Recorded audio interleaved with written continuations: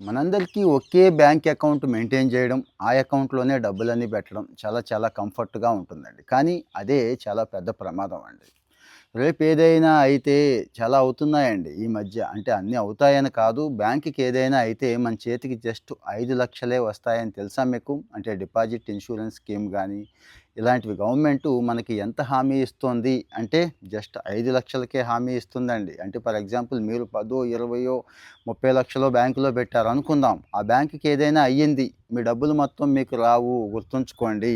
అంటే ఒకవేళ 5,00,000 పెట్టినోడికి వచ్చేస్తాయి సంతోషం. 2, 3 లక్షలు ఉన్నోడికి వచ్చేస్తాయి. కానీ 20, 30 పెట్టినోడికి 5 ఇస్తారు వెనక్కి. అంటే ఏదో అయిపోతుందని చెప్పడం నా ఉద్దేశ్యం కాదు గానీ, కొన్ని బ్యాంకులు చిన్న చిన్న బ్యాంకులు, ప్రైవేట్ బ్యాంకులు ఇంకా చాలా ఉన్నాయి గదండీ! ఆ బ్యాంకులు ఇలాగే చేస్తున్నాయి. కానీ మంచి వడ్డీ ఇస్తాం, అది ఇస్తాం, ఇది ఇస్తాం అని జెప్పి ఫుల్లుగా డిపాజిట్లు పీకుతారు ఆళ్ళెవరు? ఈ హెచ్‌డీఎఫ్‌సీ, ఐసీఐసీఐ లేతే గవర్నమెంట్ బ్యాంకులు కాకుండా చిన్న చిన్నవి కొన్ని కోఆపరేటివ్ బ్యాంకులు, అర్బన్ బ్యాంకులు ఇలాంటివి కొన్ని ఉంటాయండి. వాళ్ళు ఉత్తుత్తి బ్యాంక్ అనొచ్చేమో మరి ఆ టైప్. ఆ తర్వాత అది ఉత్తుత్తిదయిపోతుంది. వాళ్ళు గట్టిగా తీసుకెళ్తారు. మన దగ్గర పెట్టించుకుంటారు. ఆ తర్వాత ఎత్తేస్తారు. మరి ఇన్ని నష్టాలున్నాయి అనేది తెలీదు చాలామందికి. ముఖ్యంగా ఈ deposit insurance corporation, credit guarantee corporation అనేదొకటుంది. ఇది ఎంతకి హామీ ఇస్తోంది అనేది తెలియక మళ్ళీ రేపటి రోజు ఇబ్బంది పడతారని ఇప్పుడే చెప్పేస్తున్నాను. నా సలహా అయితే ఏంటంటే 2 అకౌంట్లు పెట్టుకోండి. కొంతమంది 3 గూడా పెట్టుకోండి. ఎవరికి 2 అకౌంట్లు, ఎవరికి 3 ఆ 2 అకౌంట్లు ఎలా వాడాలి, మూడో అకౌంట్‌ని ఎలా వాడాలి అనేది గూడా చెప్తానండి. ఒకవేళ బ్యాంకు దివాళా తీసింది అనుకుందామండి. అనుకుంటే ఇంకంతే సంగతి. 5,00,000 వస్తాయి అది గుర్తుంచుకోండి. అదే 2 చోట్లుంటే 2 వస్తాయి. 3 చోట్లుంటే 3 5లు వస్తాయి కాబట్టి.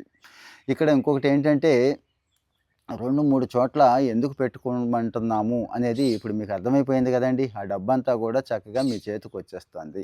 కానీ ప్లాన్ ఏతో పాటు ప్లాన్ బి గూడా ఉండాలండి అందరికి. అంటే అన్ని బ్యాంకులు దివాళా తీసేయవు. కానీ బ్యాంకింగ్ ట్రాన్సాక్షన్స్ టక్‌మని ఆగిపోతూ ఉంటాయి. సర్వర్ సమస్యలంటారు, బ్యాంక్ హాలిడే అంటారు, ఇంకోటి, ఇంకోటి చాలా ఉన్నాయి గదండీ! ఈ మధ్య టెక్నికల్ ఇష్యూస్ చాలా వస్తున్నాయి బ్యాంకుల్లో. మరి వచ్చినా కానీ సర్వర్ డౌన్‌లయినా, ఇంకోటైనా, ఇంకోటైనా గానీ ఇబ్బంది ఉండకూడదంటే ఇగో రెండో అకౌంటు బ్రహ్మాండంగా ఉంటుంది. ఒక్కోసారి ఈఎంఐలు పే జేసుకోవాలి మనం.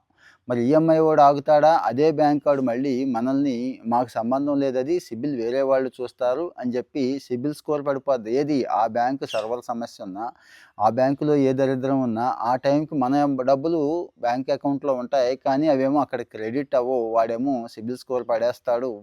రేపటి రోజు మన పరిస్థితి ఆలోచించండి. అందుకే ప్లాన్ బి కూడా పెట్టుకోండి అని. సపోజు బిజినెస్ చేసేవాళ్ళు మూడో అకౌంట్ పెట్టుకోండి. లేదు మామూలు వాళ్ళు 2 అకౌంట్లు పెట్టుకోండి. ఎందుకు 2 అంటే ఒకటే ఉంటే లెక్కపత్రం ఏమి ఉండదండి. పొలోమని ఖర్చు చేసేస్తూ ఉంటాం. అన్నిటికీ అదే అకౌంట్ అన్ని ఖర్చులు అందులోంచే పోతాయి. అదే 2 ఉంటే ఒక ఖర్చు ఒక అకౌంట్‌ని రోజువారీ పెట్టుకోండి. రోజువారీ అంటే రోజువారీ ఖర్చులు ఏవైతే ఉన్నాయో వీటి కోసమే ఒకటి పెట్టుకోండి. పూర్తిగా రోజువారీ లావాదేవీలు అన్నీ కూడా. రెండో దాన్ని పెద్ద పెద్ద లావాదేవీలు ఉంటాయి గదండీ! ఎమర్జెన్సీ ఫండు, ఫిక్స్డ్ డిపాజిట్సు వగైరా ఉంటాయి చూడండి. దానికి పెట్టుకోండి. అంటే 2 సెపరేట్ బ్యాంకులయి ఉండాలి గుర్తుంచుకోండి. అంటే ఒకే బ్యాంకు 2 సెపరేట్ బ్రాంచులు కాదండోయ్! నేను చెప్తోంది. అది గవర్నమెంట్ గాని, ప్రైవేట్ గాని 2 సెపరేట్ బ్యాంకులు పెట్టుకోండి అని చెప్తున్నారు ఎక్స్‌పర్ట్స్. మరి ఇక మూడోది ఎందుకు అంటారా? మనం ఏదో ఒక చిన్నదో, పెద్దదో ఈవేళ రేపు అందరూ వ్యాపారం చేస్తున్నారు గదండీ! కనీసం అమెజాన్‌లో సెల్లర్‌గా అయినా రిజిస్టర్ అవుతున్నారు గదండీ! ఏదోకటి చేయటానికి ట్రై చేస్తున్నారు. చెయ్యండి దయచేసి. అంటే మీకు ఏదైతే ప్రొడక్ట్ ఉందో, మీరు ఏదైతే ప్రొడ్యూస్ చేస్తున్నారో, లేదంటే మీరు ఏదో ఒకటి ప్రొక్యూర్ చేస్తున్నారో, అవి అమ్మడానికి ట్రై చేసేవాళ్ళు చాలామంది ఉన్నారు. దీనికి ప్రత్యేకంగా దాన్ని పెట్టుకోండి. ఇది కరెంట్ అకౌంట్ అయ్యుంటే బెస్ట్. కరెంట్ అకౌంట్ కాబట్టి ఆటోమేటిక్‌గా అందులో కొంత అమౌంట్ 1,00,000 50,000 ఉంచుతాం కాబట్టి, దాన్ని ఎప్పుడంటే అప్పుడు ఎమర్జెన్సీ విత్‌డ్రాయల్స్ పంపించుకోవడానికి మిగిలిన 2 చోట కూడా ఇబ్బందుండదు. కానీ అక్కడ ఏదైనా ఇబ్బందొస్తే ఇదిగో ఇది వాడుకోవడానికి బావుంటుంది. సో, ఇక్కడ మన life safe and secured and సాఫీగా సాగుద్ది. కాకపోతే ఇక్కడ ఖర్చులు గొడవేంటండి అంటారు మీలో చాలామంది మళ్ళీ.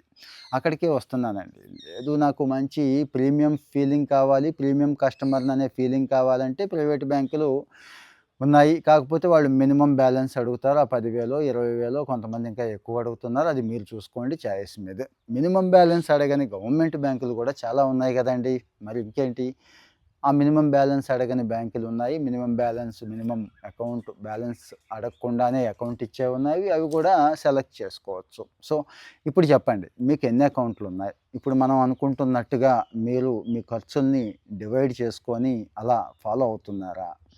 మీకు అసలు ఎప్పుడైనా ప్రీవియస్ అనుభవం ఉందా? నష్టపోయిన అనుభవం అంటే బ్యాంక్ మూతపడడం ఎలాంటివి? అది ఉన్నా చెప్పండి. లేదు ఇంకా డౌట్లు ఉంటాయి గదండీ!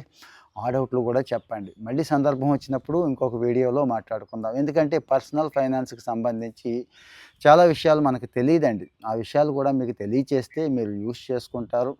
రేపటి రోజు రిస్క్‌కి కాస్త దూరంగా ఉంటారు అనే ఫీలింగ్‌తో. సో, మరి ఇలాంటి మంచి ఇన్ఫర్మేషన్ ఇంకో నలుగురికి షేర్ చేయాలంటే పర్సనల్‌గాను చేయండి. కాస్త ఒక లైక్ ఇచ్చేయండి. నా పర్సనల్ రిక్వెస్ట్ అది.